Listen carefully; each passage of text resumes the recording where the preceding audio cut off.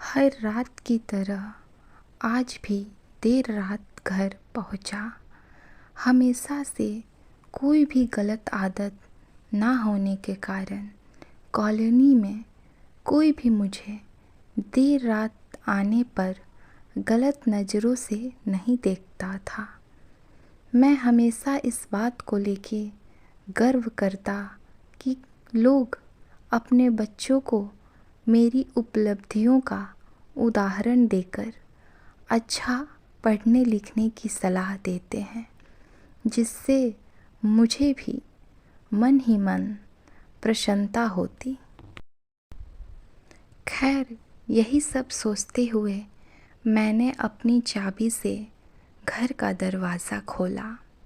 हालांकि मुझे पता था कि जब तक मैं घर नहीं पहुंचता तब तक तृप्ति को नींद नहीं आती थी।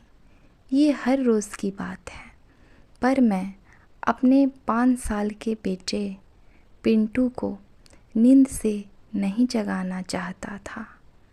दरवाज़े की हल्की सी आहट पाकर तृप्ति हमेशा की तरह कमरे से बाहर आई। तब तक मैं मुंह हाथ धोने बाथरूम की तरफ जा चुका था और हमेशा की तरह तृप्ति खाना गर्म करने किचन में चली गई और जाकर अपने काम में किचन में जुड़ गई। हर रोज़ ऐसा ही होता था। सुबह घर से निकलने के बाद हमारी मुलाकात रात को खाने पर ही होती थी। तृप्ति को इस तरह की जीवन शैली से कोई प्रॉब्लम नहीं थी। एक हाई क्लास सोसाइटी में अपनी साख बनाने के लिए हर किसी को इस हद तक की मेहनत करना ही पड़ती थी। पिंटू सो गया? खाना खाते हुए मैंने तृप्ति से पूछा। हाँ, काफ़ी देर से आपका इंतज़ार कर रहा था, लेकिन फिर इंतज़ार करते करते ही सो गया। तृप्ति ने शिकायत भरे लहजे से तिरछे नज़र देखते हुए कहा। लेकिन हर बार की तरह मैंने मुस्कुराकर बात को टाल दिया। रात को देर से सोने के कारण हर रोज़ मैं सुबह देर से ही उठता था, लेकिन जब तक मैं उठता तब तक पिंटू स्कूल चला जाता था। पिंटू की हमेशा शिकायत रहती कि मैं उसे कभी बाहर घुमाने नहीं ले जाता और शायद इसी बात को लेकर वो मुझसे नाराज़ भी था। और ये बातें कई बार उसने कहा।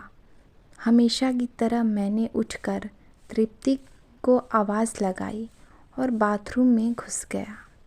थोड़ी देर में ही तृप्ति नहाने के लिए गर्म पानी ले आई। तुम नहीं होती तो मेरा क्या होता? हमेशा की तरह मैंने पानी की बाल्टी लेते हुए अपना घिसा पिटा डायलॉग मारा और हमेशा की तरह ही तृप्ति मुस्कुराते हुए खाने की तैयारी करने किचन में चली गई। खैर, ऑफिस के लिए तैयार होकर जब मैं डाइनिंग टेबल पर आया तो पिंटू मुंह फुलाए बैठा था, बिल्कुल सिर नीचे किए, कभी कभी एक झलक नाराज़गी से देखता। क्या बात है जनाब, आज स्कूल नहीं गए? मैंने प्यार से पिंटू के बालों पर हाथ घुमाते हुए बोला तो उसने कुछ देर बाद जवाब दिया, आज संडे है। पिंटू ने गुस्से भरी आवाज़ से कहा। काम की भाग दौड़ में मैं यह भी भूल गया था कि आज संडे है और आज दिन मैंने पिंटू के साथ मूवी जाने का प्रॉमिस किया था, लेकिन आज तो मुझे क्लाइंट मीटिंग के साथ ऑफिस जाना था।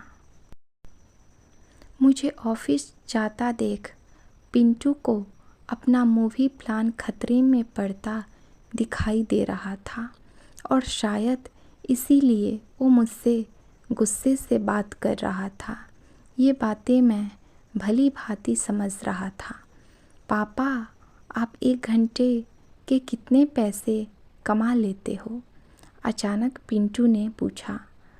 पिंटू ने पहले कभी ऐसे इस रवैये से मुझसे बात नहीं की थी। शायद गुस्से में उसने ऐसा कह दिया। लगभग 1000 रुपये, मैंने कहा। क्या आप मुझे 500 रुपये उधार दे सकते हो? पिंटू ने कहा। लेकिन तुम्हें पैसे क्यों चाहिए? मैंने थोड़ा गंभीर होते हुए पूछा।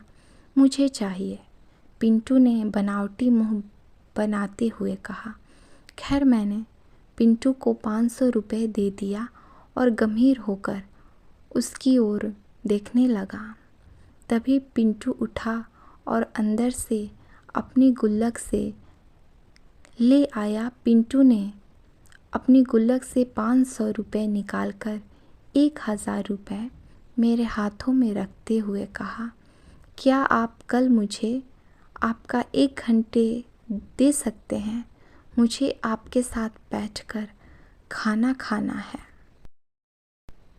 बहुत बिगाड़ रखा है तुम्हारी मम्मी ने तुम्हें, यही सिखलाया है? पिंटू की इस हरकत पर मैंने गुस्से से पिंटू को एक थप्पड़ लगाते हुए कहा। आज ऑफिस जाते हुए मेरे मन में बस बार बार यही सोच रहा था कि इस भाग दौड़ भरी ज़िंदगी में क्या सब कुछ खरीदा जा सकता है? शायद कभी कभी परिवार के लिए पैसा कमाने की चाह में हम परिवार को समय देना ही भूल जाते हैं। ज़िंदगी में सबके बीच में तालमेल बिठाकर चलना ही समझदारी है।